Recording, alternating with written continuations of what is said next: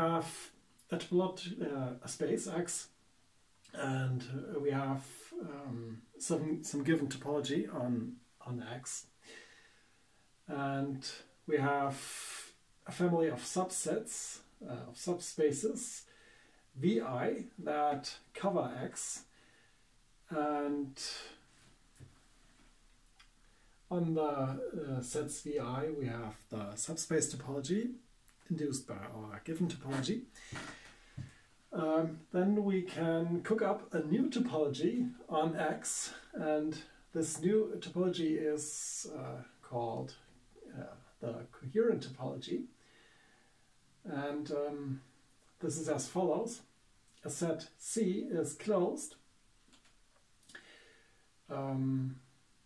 if and only if, so it's closed in CTX. CTX is an abbreviation for the coherent topology on X. So C is closed in this coherent topology on X if and only if the intersection of C with each of the sets Vi is closed in the subspace topology on Vi. Now let's check that this indeed gives a topology on X. Since we're talking about closed sets, we need to check that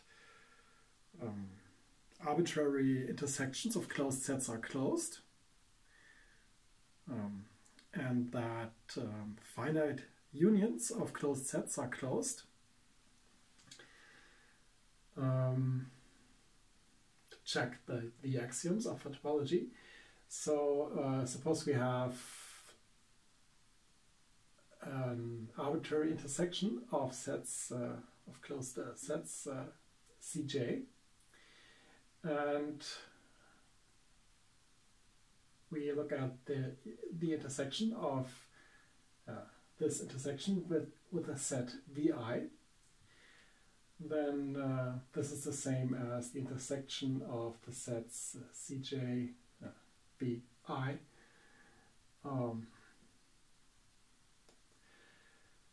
And these sets Cj intersected Vi are all closed in the subspace topology on Vi by assumption. And since Vi has a topology, namely the subspace topology, arbitrary intersections of closed sets are closed.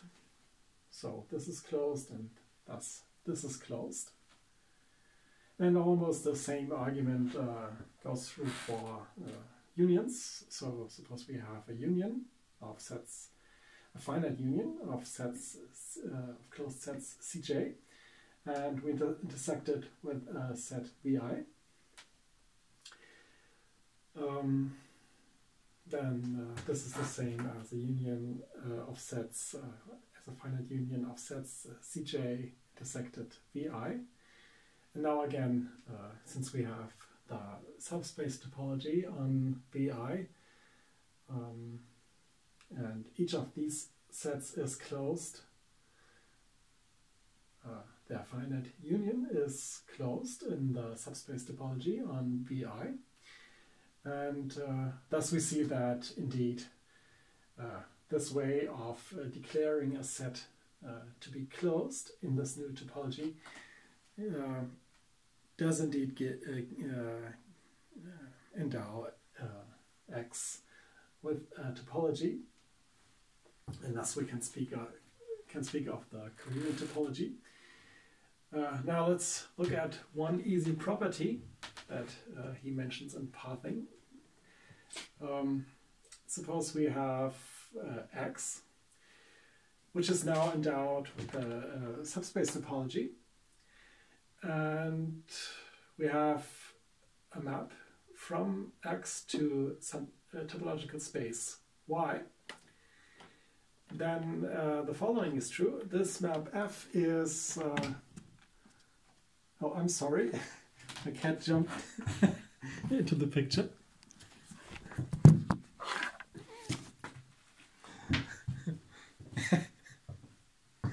Okay, so we have the space X with a subspace topology, with the coherent topology, and we have some topological space Y, and we have this map from this map F from X to Y. Then the following is true. This map F is continuous if and only if F restricted to each of these sets VI is continuous. Well, one of the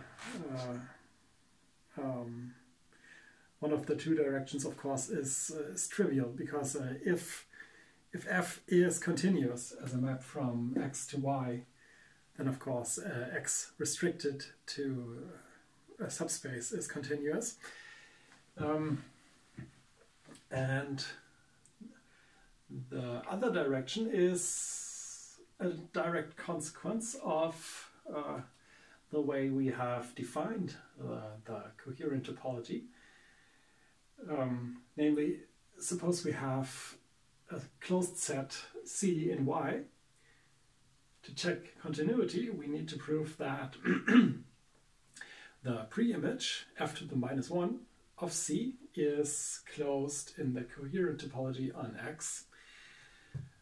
Now, the pre-image of C is, since the family of sets BI cover X, this pre-image is the same as a union over